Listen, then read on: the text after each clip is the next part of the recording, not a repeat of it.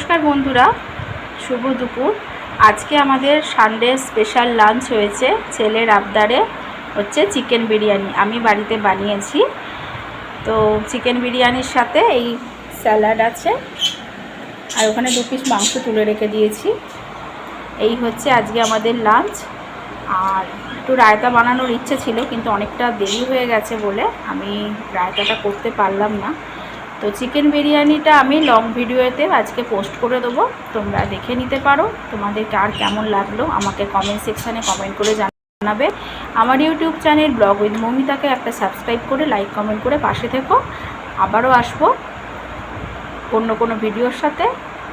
আর আজকের মতো ধন্যবাদ, সবাই সুস্থ থেকো, ভালো থেকো।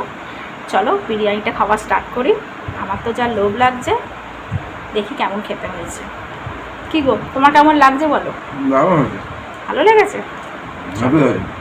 চলো।